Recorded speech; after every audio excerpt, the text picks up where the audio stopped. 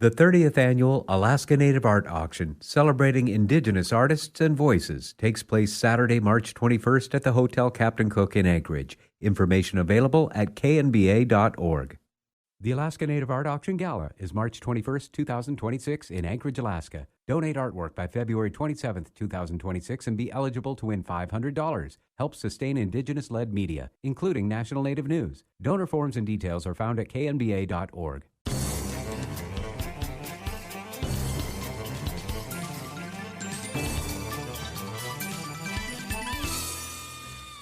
Welcome to Native America Calling. I'm Sean Spruce. Every year, commercial fishing trawlers in Alaska unintentionally catch tens of thousands of fish they can't keep. They all go to waste. Now a federal panel is setting a limit on the number of chum salmon netted by pollock fishers. The so-called bycatch limit is an attempt to revive declining runs of the salmon Alaska Native residents rely on. It's a controversial decision they admit makes no one happy. We'll hear about bycatch and other ways aimed at addressing disappearing salmon in Alaska coming up after the news.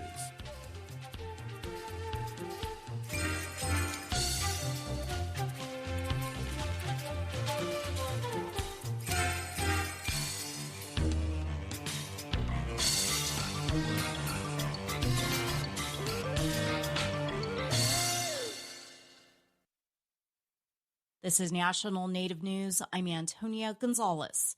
As immigration enforcement actions continue across the country, Indigenous people are increasingly concerned they're being targeted by ICE, and some have been detained. For the Mountain West News Bureau, Daniel Spalding has more. On the morning of December 5th, Shailyn Allen received a panicked phone call from Jose Joaquin Sanchez Alvarado, the father of her children.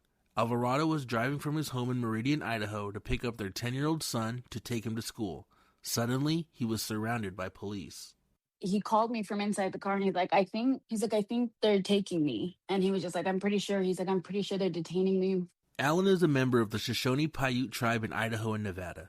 Alvarado, who is undocumented and not a tribal member, came to the United States from Mexico when he was just 11 years old. He doesn't have a criminal record. I don't even know why they're really targeting him. Alvarado is now being held in an ICE detention facility near Las Vegas. As ICE ramps up operations across the country, that fear is widespread in Native communities. Despite being U.S. citizens and members of sovereign tribal nations, Indigenous people are increasingly being questioned and in some cases detained by immigration agents. In January, Peter Yazzie, an enrolled member of the Navajo Nation, was detained by ICE in Phoenix before being released later that day. We are the first people of this country, and our citizenship should never be questioned or challenged by anyone. That's Crystalline Curley, the Speaker of the Navajo Nation Council. In January, the Council passed legislation calling on ICE to formally recognize Navajo Nation identification documents. Many tribes across the country are urging their citizens to carry tribal IDs at all times. In January, the Native American Rights Fund, or NARF, hosted a Know Your Rights webinar. Over 1,000 people attended. Beth Wright is a senior staff attorney at NARF and a member of the Pueblo of Laguna. I think there's a lot of concern about what to do if tribal citizens are stopped by ICE and what their rights are in different encounters with ICE. I think one of the important messages to convey is that tribal citizens are citizens of the United States. But many Native parents are worried that their tribal IDs won't be enough. Eva Flores is a member of the Pasquayaqui tribe in Arizona. She lives in Caldwell, Idaho. I fear for my kids to go out, even just to school or activities, not knowing if, they're coming home or they're going to be picked up. In a statement, the Department of Homeland Security said its agents are trained to determine a person's immigration status and whether they are subject to removal. As tribal leaders call on federal authorities to respect tribal sovereignty, parents like Shailyn Allen are focused on protecting their children. We don't need ICE on our street. They're only terrorizing brown people, and it's not doing any good. They're violating constitutional rights. They're killing people. I'm Daniel Spalding. The annual Indigenous Hoop Dancing Championships were held over the weekend, returning to the Heard Museum in Phoenix. As KJZZ's Gabriel Pietrazio reports, the reigning title holder made history by defending his crown once more. A 2-point difference. 214 points, Josiah Enriquez. The three-peat adult division champ, who is Navajo and from the pueblos of Isleta and Pewaukee in New Mexico, made history Sunday night. His victory marks a very rare feat. no one else has achieved, except the sport's most decorated dancer 3 decades ago. Arizona's Derek Suwaima Davis, who is Hopi and Choctaw, won 3 of his record-setting 7 world titles in a row between 1996 and 1998. For National Native News, I'm Gabriel Pietrorazio. And I'm Antonia Gonzalez.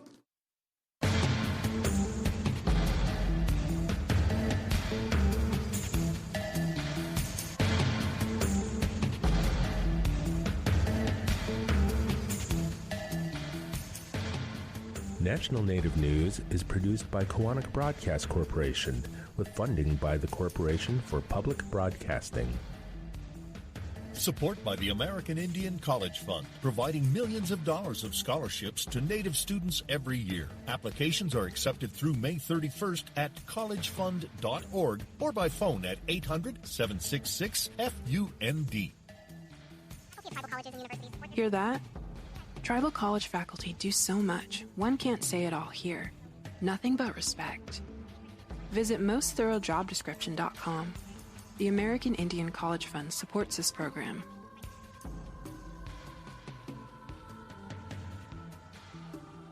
Native Voice One, the Native American Radio Network.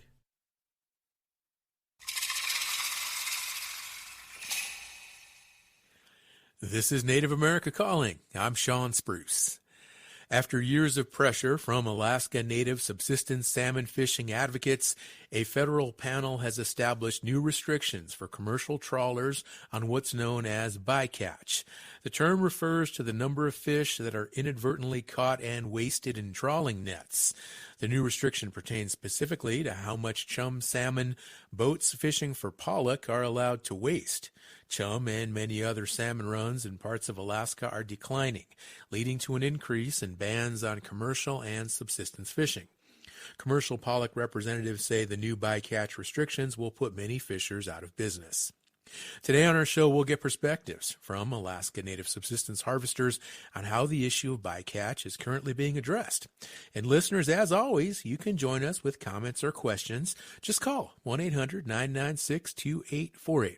I'm thinking we have a lot of folks listening right now who maybe are living in Alaska and are impacted directly by bycatch issues. So give us a call, 1-800-996-2848. Let's now meet today's guests. Joining us from Anchorage, Alaska, we have Charles Wright. He is the Secretary-Treasurer for Tanana Chiefs Conference, and he is Athabascan from the village of Rampart. Charles, good morning, and welcome to Native America Calling. Good morning. I'm happy to be here. Also in Anchorage, we have Jonathan Samuelson. He is the Vice Chair of the Kuskokwim River Intertribal Fish Commission, and he is Yupiaq and Dene. Jonathan, good morning to you as well. Good morning, Sean. In Fairbanks, we're joined by Craig Chythluk. He is the Executive Director of the Yukon River Intertribal Fish Commission, and he is Yupik. Craig, good morning and welcome to the show. Good morning. Yeah, thank you for inviting us. Absolutely. And in Bethel, Alaska, we have Therese Vicente. She is the Policy and Programs Director for the Kuskokwim River Intertribal Fish Commission. Therese, good morning to you as well. Pleasure to have you on the show. Good morning. Thanks for the invite. Happy to be here. I'm happy you're all able to join us today. Let's go ahead and get this conversation started. And Charles, I want to begin with you. How long have subsistence advocates pushed for the North Pacific Fishery Management Council to address the bycatch issues we're talking about today? Well, I've been working on it for about 10 years now, and there's been people working on it for much longer. Why do you think they have acted now with this recent decision? What's the motivator here? The motivator is the subsistence rights we have on the Yukon River and its contributaries. Well, we want to make sure that subsistence is prioritized over commercial, and we want to share the burden of conservation with all fish users to make it equal and to hopefully get salmon back into our spawning grounds. That's interesting. Subsistence advocates, however, say that this restriction, it doesn't go far enough, and council representatives have been quoted saying no one is happy about the outcome. Why not? It seems like this would be a step in the right direction, generally speaking. Well, it is a step in the right direction, but it's not quite enough. We think we need to get a little bit more fish through to get to have a better return. But when everybody's not happy, that means that it's maybe being a little bit more equal, and that's what we want. We're all connected through salmon in the state of Alaska, so we all should be carrying that burden of conservation together going forward. And that's what we want. The people on Yukon River and its contributaries are having a hard time finding food. The moose numbers are down. The caribou numbers are down. We're not able to fish salmon, so people are struggling. What are the bycatch limits that our listeners need to be aware of? And are there penalties for any pollock trawlers if they exceed bycatch limits? Well, right now in the protection corridor, it's 45,000, and in the past 10 years, they've exceeded that more than 4 times. So this will make people, fishermen especially, worry about what they're doing and make sure they do as best they can going forward. Otherwise, they lose and get the penalty and lose fishing area the next year. So I think it's a good incentive. I think it's really good accountability, something that we haven't had. And I think that if we don't start worrying about the numbers in the ocean and inland ecosystem whole, then we're all going to lose. So I'm happy to see that there's an effort going to help conserve going forward. Thank you. 45,000. So that means 45,000 bycatch salmon or other fish could just be in one net. Is that correct? One trawler, one net? Well, if they have a lightning strike, that can happen. But the numbers are down, so that's being stretched out between multiple boats. Okay. So, yeah, it's not only. I don't think there's enough fish in the ocean still to catch that many with one boat. Okay. Do you think this one action will improve chum salmon populations? I think it's a really good start, and I have been saying for quite a while that this will be a good test fishery. We'll see if it works. And if it does, then maybe going forward we can adjust a little more to make everybody happy. That's my goal in my mind is to share conservation and make all user groups happy going forward. And the overall trend, Charles, right now for chum salmon and other salmon runs, what do our listeners need to understand? Well, chum salmon is real important to the people on the river. After we lost, we can't fish king salmon. We're in the agreement with Canada to not fish for 7 years on the Yukon right now. So it's real crucial that when that 7 years is over, that we have salmon enough for people to eat. We're making escapement goals. So that's the big thing, is to make sure that we get out of this humanitarian crisis in the interior of Alaska, the lack of food for our people. They're in the point of no other means. So having some chum come back into the river and fill those spawning grounds is going to help everybody. What are some other measures that have been taken to address dwindling salmon numbers? Well, they've been stopping the people from the Yukon River and its contributaries from fishing, and that's been the only measure until now. So we're really happy about this cap and corridor protection. And Charles, what about native commercial pollock fishermen in places like on Alaska? What will the impact be on those folks? Well, I hope it's minimum, because I sure don't want to take no food out of nobody's mouth. We just want adjustment. We want to see fish back on the spawning ground. With just the time and place, corridor protection, I think we can succeed if we keep working on it on the go forward. I think that everybody can be happy. Now, you mentioned a minute ago the moratorium for subsistence and commercial fishing of king salmon, especially there on the Yukon where you live. Has that been enough to address the decline? What have been the impacts of that moratorium so far? So there's been a little bit of increase on the river on escapement goals, but it's really slow. The numbers keep going down, and it's starting to make us really worry that they're going to go extinct. So that's the last thing we want to do is declare endangered species, and that'll hurt everybody. They'll stop all the fishing, the commercial fishing, until the numbers get good enough for subsistence, and then so on. So we really need to work together, the commercial fishery and the subsistence and the CDQ program along the coast. If we all work together and try to get some fish into the spawning grounds and keep the Bering Sea full of fish, then we can all go forward and live well. How powerful are the voices of Alaskan tribes in shaping policy on salmon? And I'm also interested to know how these policies and advocacy work, how it's evolved in your lifetime. Well, it seems like we were all pitted against each other for a long time when I was young. The upriver people in the river system didn't get along with the downriver people or the trawl because they got more than us. We all think, we get cut off upriver when the numbers don't come in good in the mouth, and they got the ability to fish. And then when the numbers don't come in good enough, they cut off the upriver. So it's been unfair for a long time, and we'd like to see that change. Everybody needs to eat. We all come together and fight. So the advocacy has finally come together. We've had 159 tribes come together and stand for salmon. And salmon is depleting all around the state in all the rivers. So we're all in the same boat. So we've all come together at the last North Pacific Fisheries Management Council meeting that just passed, and we all stood together, and we can move mountains together. We have to stand in unity going forward to get what we want.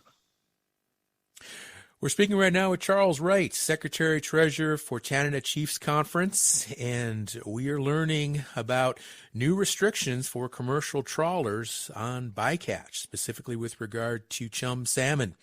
We're going to take a short break. We're going to come back. We'll continue our conversation with our guest today, and we've got some really, really good perspectives, and we'll learn a lot from these folks on the show today.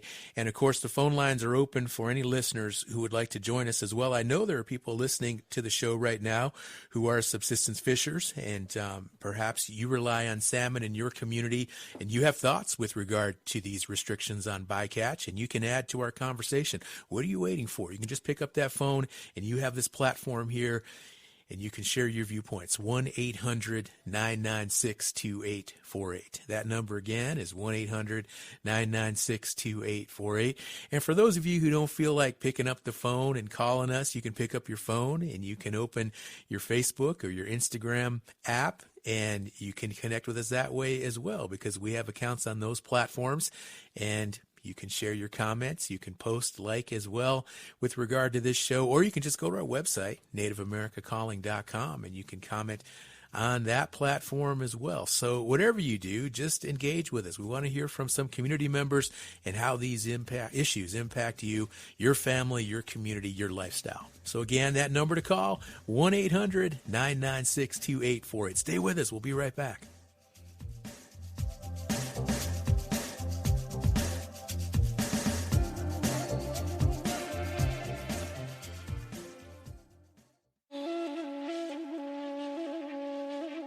Kia Wiki is still in high school, but she is making waves in the world of environmental sustainability. She was among the first group of people to paddle the 310 miles of the newly restored Klamath River. She was recently a delegate to the UN's Climate Summit in Brazil. We welcome Wiki as our Native in the Spotlight on the next Native America Calling.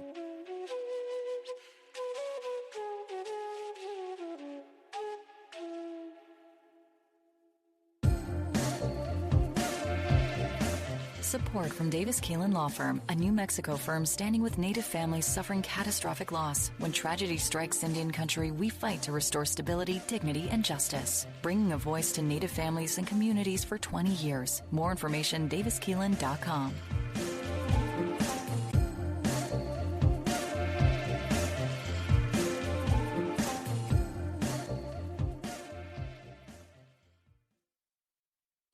Thank you for listening to Native America Calling. We are joined by Alaska Native subsistence fishing advocates talking about the issue of bycatch and new restrictions on the Alaska pollock industry. You can join us with comments and questions. The number is 1-800-996-2848.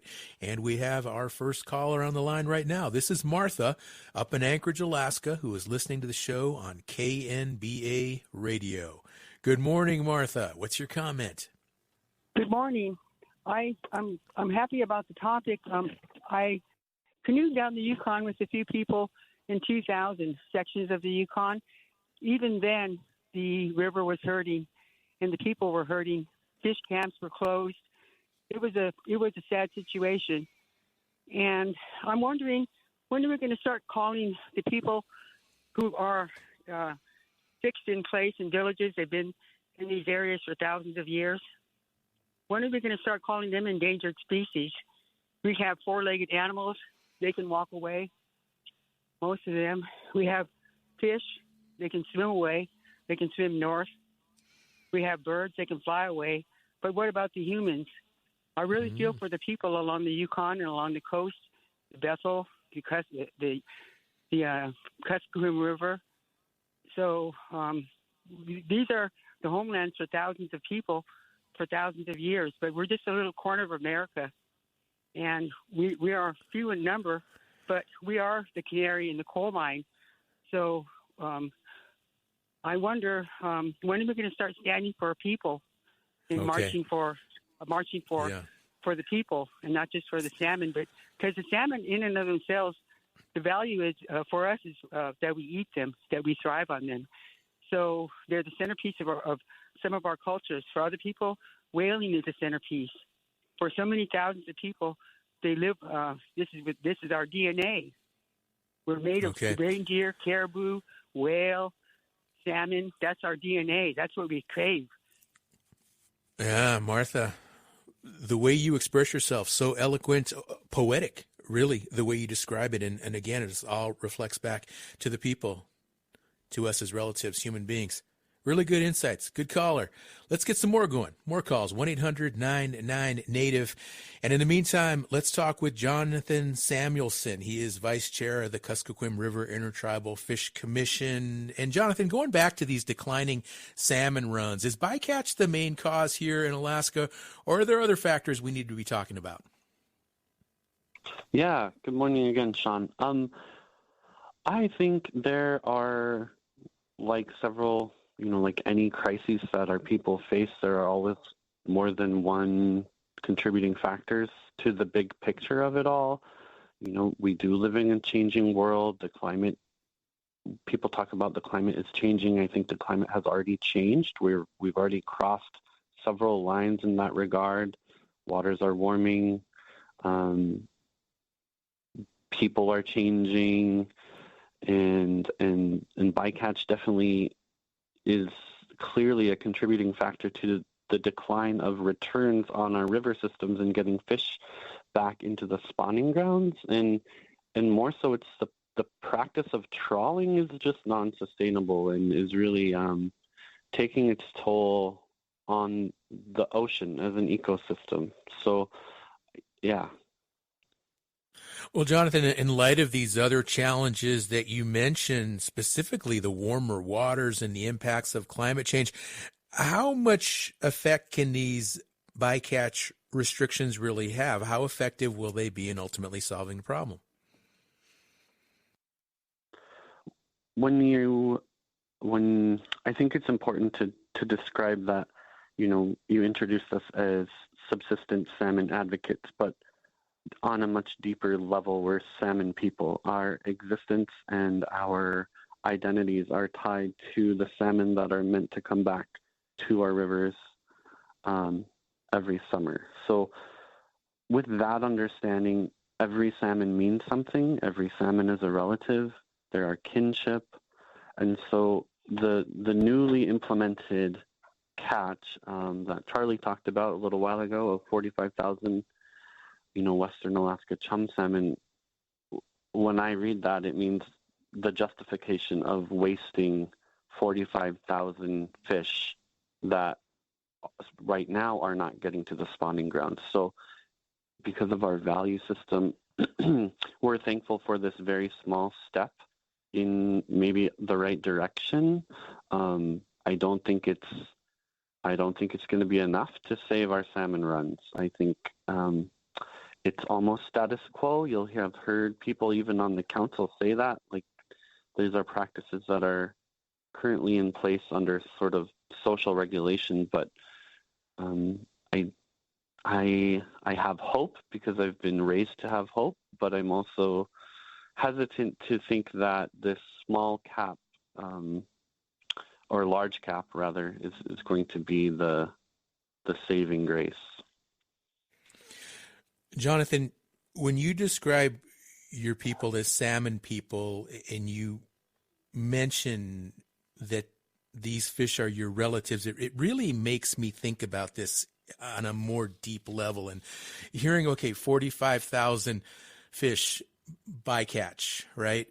And that's 45,000 relatives, right? And it really makes me think about how people relate to fish as compared to mammals. Because I think if we were talking about 45,000 mammal species that are in these nets or just wasted like that, I think there would be more outrage. But for some reason, because it's fish, maybe people don't think the same way, but obviously your people do.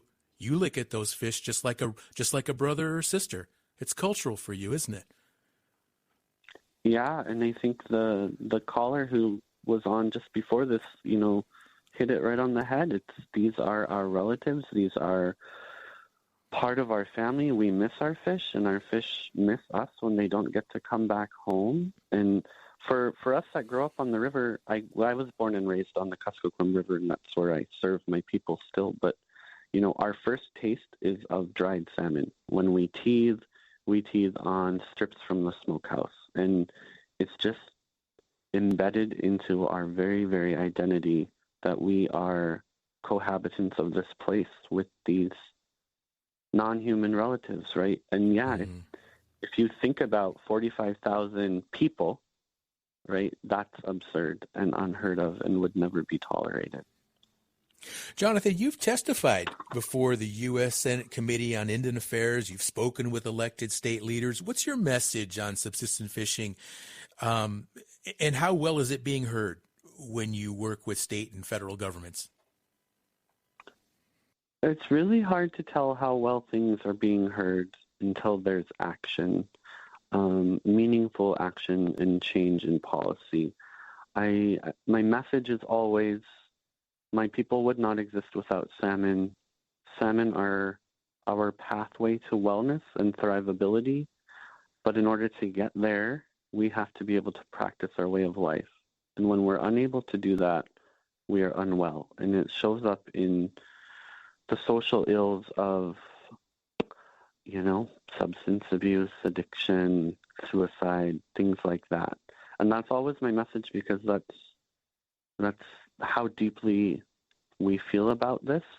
And we're changing. Indigenous people are always adapting. We're making shifts on how we operate in the world and steward for sustainability. But the piece of the puzzle that hasn't changed and is not changing quick enough is policy and regulation. Now, right now, today, we're primarily focusing on the trend for salmon fishing in certain places in Alaska, and it does appear to be pessimistic in terms of the short time frame. But what about medium and long-term horizons? What do you think the future holds for the salmon and also the communities we're talking about today? It's a really good question. And, we are always trained to think generations from now. In 7 generations, will they look back and say, our ancestors did everything they could? And that's the only way we're able to operate on the ground today. Are we doing everything we can to give our children a fighting chance to maintain this deep spiritual relationship with our salmon? In the same breath, I do feel my people are bracing for a world without wild salmon, for a world without this critical piece of our identity, and it's really tense and it's really terrifying to try to think about that, because I don't know how we would exist without them. I think the time for salmon conservation, like simple conservation measures, has come and gone. I think most of the world missed that boat as we find ourselves in dire straits now. So the idea of just conserving and changing practices minimally is not enough. We have to think about rebuilding in a sustainable way. How do we steward salmon's entire life cycle for abundance? And I think it's important to say our goal is abundance, not just for our small communities that rely on this. It's abundance for everybody who needs the salmon. You know, I think getting that message across is like, we're not trying to take fish out of somebody else's net. We're not trying to take food from somebody else's table. We're trying to make sure that there's enough food for everybody's table. Thank you, Jonathan. Let's go back to the phones. We have Jen on the line right now. She is in East Texas. She listens to the show every day online.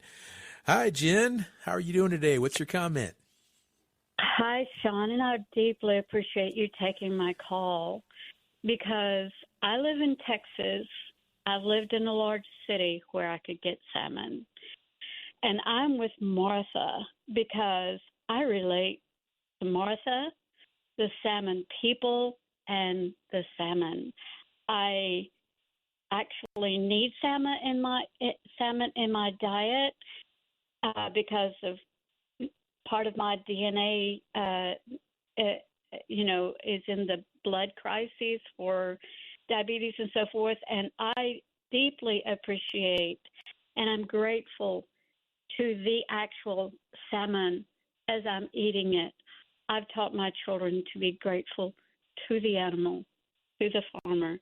And in answering Martha's question about when will the salmon people become extinct, and I believe that as long as the American public, they will never hold the federal government responsible for their obligations, as long as they don't know what's happening in our tribal nations.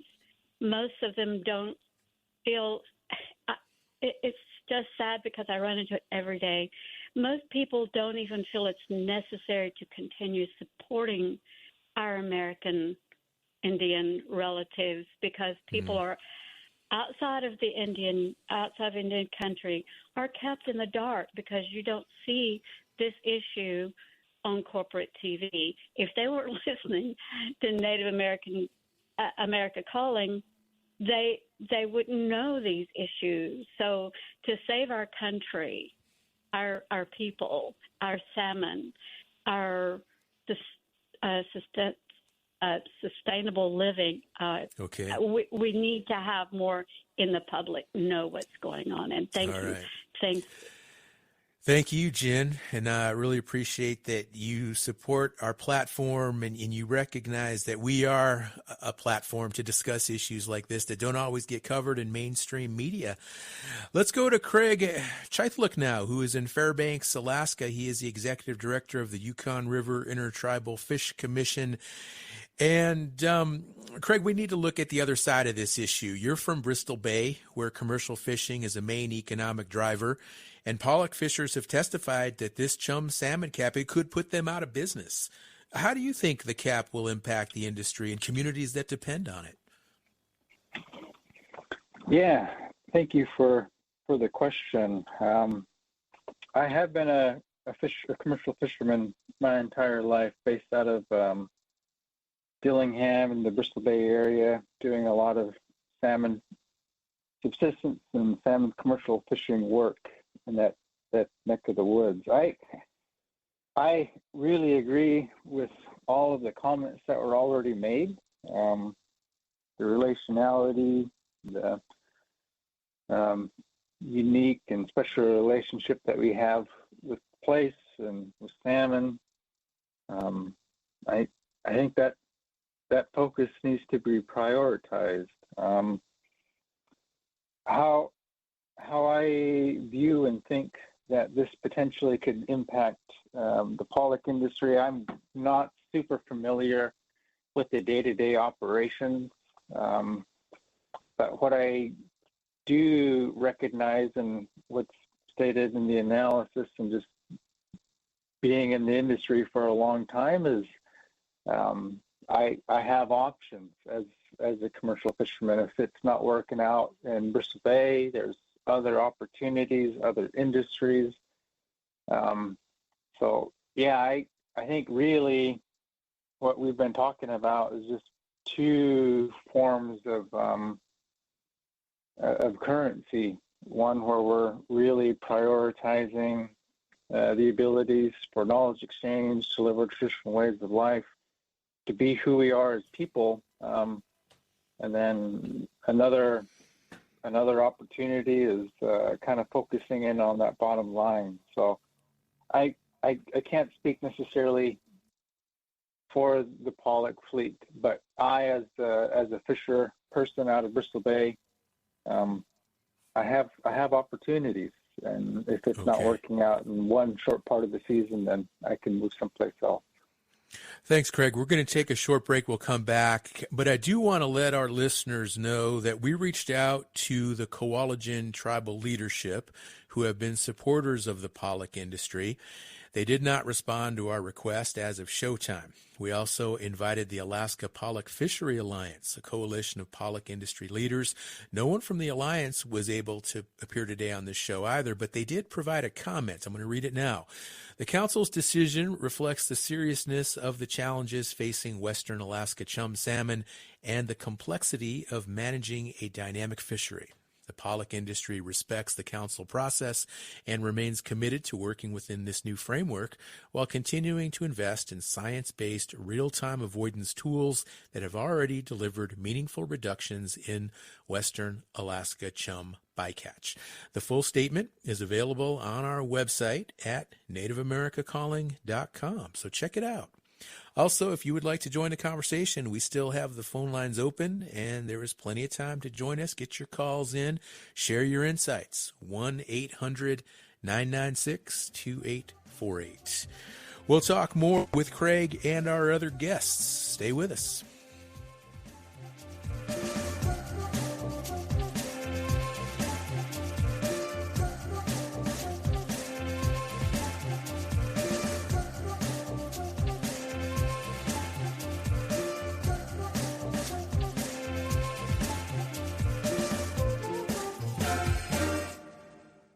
Tribal Development Partners, helping tribes build toward their goals through 105L leasing and essential facility development, empowering sovereignty, strengthening community.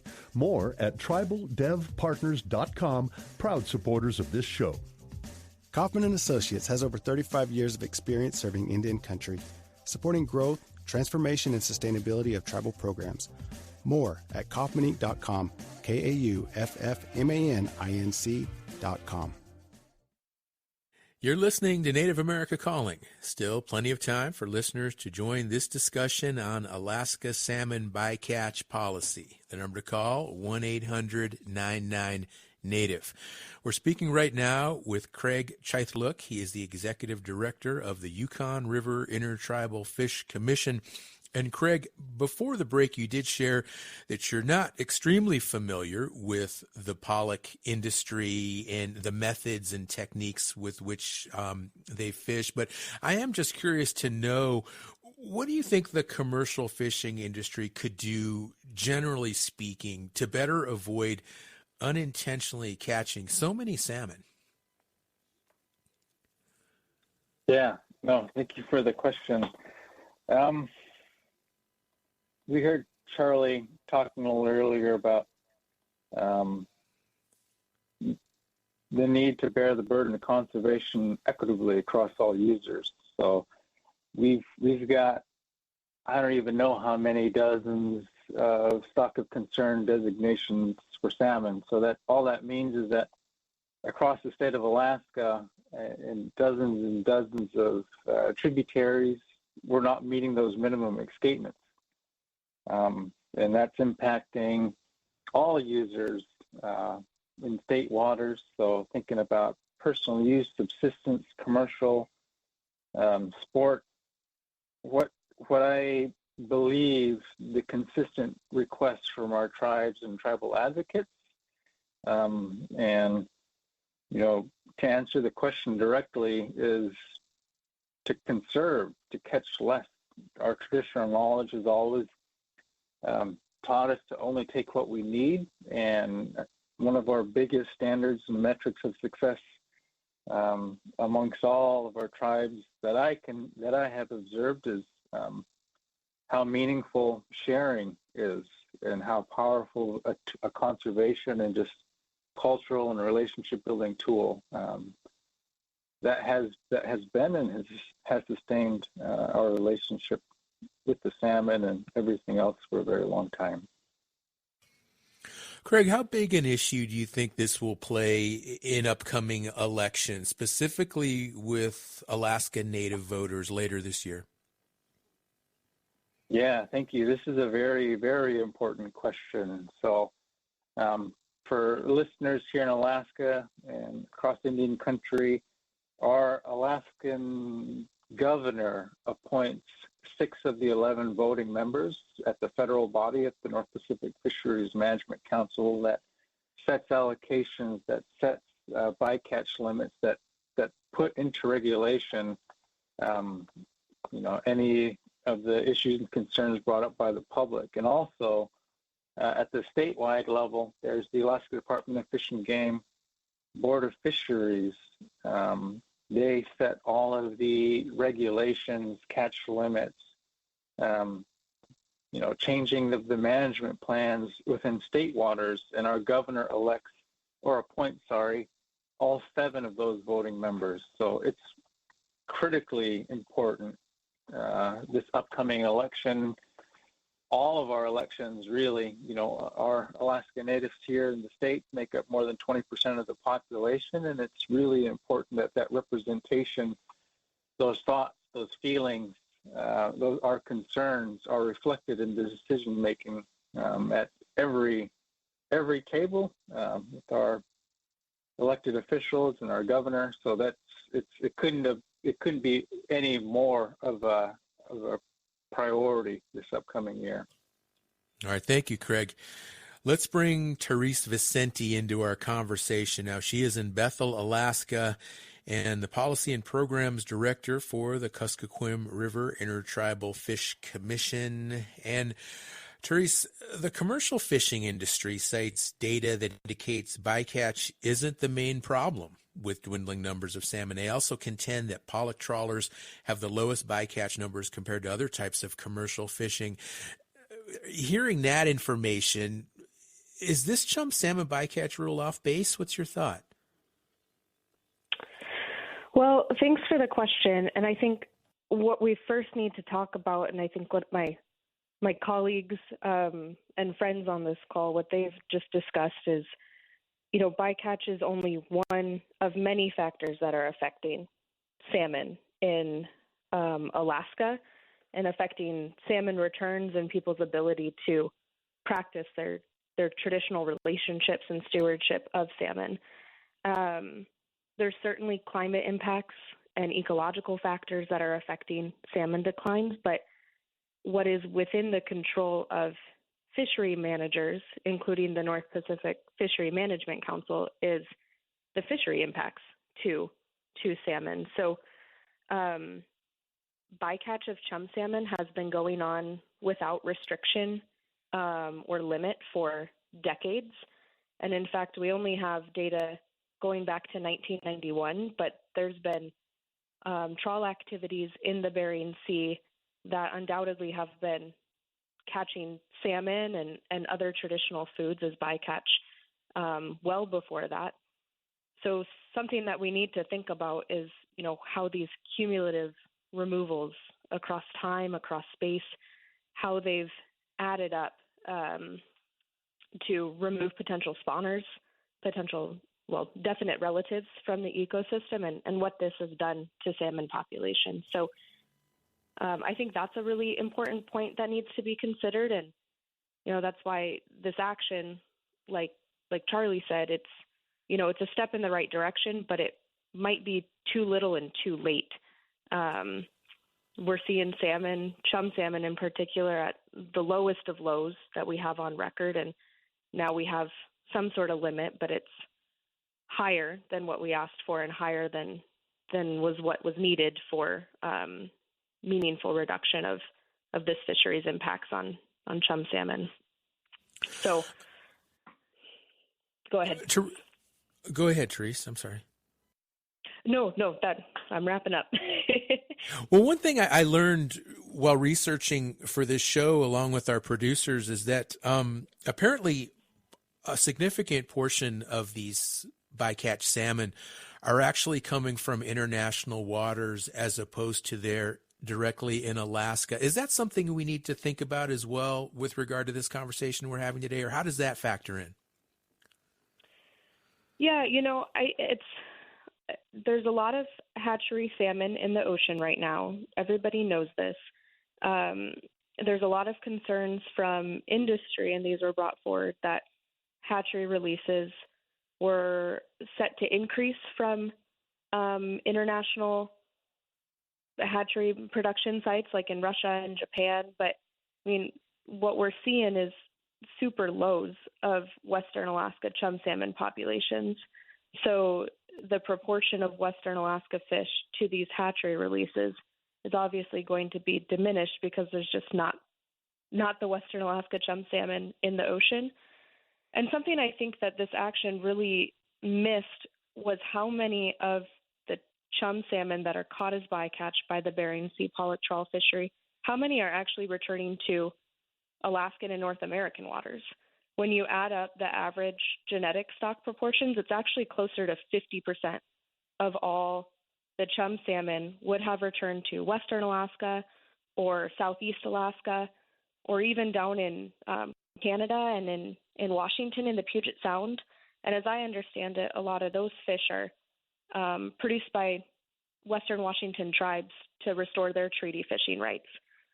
So that impact to, Americans, Alaskans, to tribal people across North America, I mean, that's pretty significant, and that was something that wasn't necessarily looked at with the focus solely on Western Alaska chum salmon. All right. And Therese, thanks for reminding us also how many communities along the coast do rely on salmon inside and outside of Alaska. So that's important to note. Well, Teresa, what are some other options maybe that you think the North Pacific Council could look to in the future to address these dwindling numbers and also these challenges with bycatch?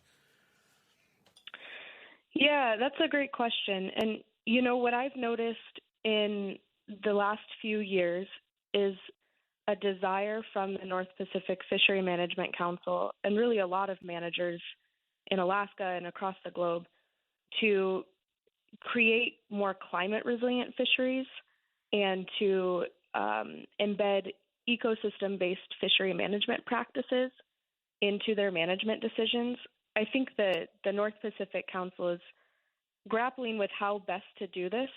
But this region up here in the Arctic and subarctic, we're experiencing climate change at rates much more rapid and much more intense than many places across the globe. So, as one of the callers on the show this morning said, like, these salmon and the impacts to communities because of a lack of salmon, this is the canary in the coal mine. So I really think the council needs to be thinking about what salmon are telling us about the impacts of climate and how management needs to maybe be modified to mitigate some of these climate impacts with less fishery impacts, say, as they're trying to figure out, how to build more resilient fisheries as our ecosystem is changing. Therese, what about fishing, both commercial and subsistence lifestyle fishing, outside of the pollock and the chum salmon that is the focus of today's show? What other types of trends need to be addressed? Sean, are you asking like in rivers with subsistence fisheries? Yeah, or just other types. I'm thinking there's all kinds of fish up there in Alaska, even like halibut and other types of fish. Are you seeing other trends with regard to how those fish are caught, how the fishing industry works with regard to those species, and any parallels or factors that we need to consider alongside what's happening with the pollock and the chum salmon? Yeah, that's a great question. One thing I keep hearing about across fisheries in Alaska and across fish species in Alaska is that fish are getting smaller and they're getting younger. And there's a bunch of different drivers. Certainly among them is climate and ecological drivers, but so are fishery impacts. And I think there's a lot of people across the state, seeking salmon, seeking halibut, seeking crab for food, for sustenance, and also for commercial gain. And they're seeing these declines. This is even true, as I understand it, in the pollock fishery as well. The fish are getting smaller. They're less healthy. So I think there needs to be some sort of reckoning with the fact that these fish are not doing as well as they used to be. They're not as abundant. They're not as large. So I think, we're already seeing some shifts with management practices in our rivers, as my colleagues talked about, how there's moratoriums on fishing, there's restrictions on fishing. I think we're going to see those, widen across the state. And I think maybe there just needs to be this wider discussion of what needs to be done to steward these fish and try to restore them to abundant population sizes and body sizes too. Teresa, I also want to ask you with regard to the bycatch restriction, how is that enforced? And how will that, is it easy to enforce that? And if so, how does that process work? That's a great question. And obviously this action just passed last week, and the federal agency that oversees the pollock trawl fishery and ultimately implements and enforces the council's decisions, they've signaled that none of these or this action will not be put into regulations should it all pass through the Secretary of Commerce until 2028 at the earliest. So we still have a little ways to see what this will look like on the fishing grounds and how it will be enforced. But there are onboard observers in pollock fishery vessels, so they'll continue counting chum and Chinook salmon and other species that are prohibited from being kept and sold on their vessels. And then there will be a verification by NOAA Fisheries, that's the federal agency, by their genetics lab to see, A, if the pollock industry sector did exceed its Western Alaska chum salmon limit in a year, and then B, if they subsequently closed the right corridor to further minimize their impact to Western Alaska chum salmon. And if that didn't happen, then that sector of the pollock fishery will begin its next fishing season with a corridor for Western Alaska chum salmon already in place. So there's kind of this two-step enforcement and verification of the fishery data from the federal agency, and that, as I understand it, was meant to provide some more regulatory assurance, since this fishery has really been self-managed for the past several decades. And with that, we're out of time. We're going to have to wrap up this conversation for today. 4 guests who joined us today: Charles Wright, Craig Chythluk, Jonathan Samuelson, and Therese Vicente. We are very grateful for you spending time today educating our listeners, keeping us informed, keeping us up to date. And also the callers who joined us as well. We appreciate both Jen and Marcia, who picked up their phones and called in with their comments and their perspectives. Hope you'll tune in again tomorrow. We will talk with a young Yurok activist who is making waves in the debate over climate change decisions. And that person will be our Native in the Spotlight for this month. So with that, we're going to wrap it up. I'm Sean Spruce. Hope you enjoyed today's show, and hope you'll tune in again tomorrow. You've been listening to the one, the only Native America Calling.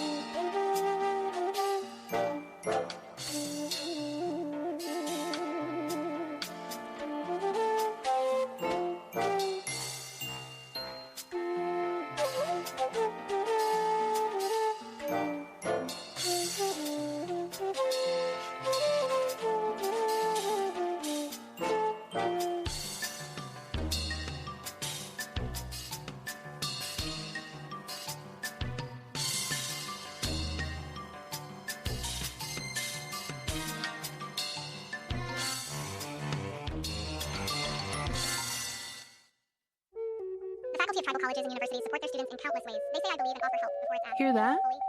That's everything tribal college faculty do for their students on Fast Forward. Because if one tried to say it in real time, they'd be here all day. They teach, guide, comfort, and connect. And for that, the community is grateful. Learn more at mostthoroughdjobdescription.com. The American Indian College Fund supports this program. They give extensions, share progress, share laughter, create calm, and allow reflection. They inspire hope, share wisdom, guide gently, validate healing. Every family caregiver could use help finding the necessary resources to care for their loved one. The AARP Family Caregiver Resource Guide helps family caregivers access key programs, services, and agencies in their communities. A copy of the guide is available by calling 877-333-5885 or online at aarp.org/caregiverresources. AARP supports this show.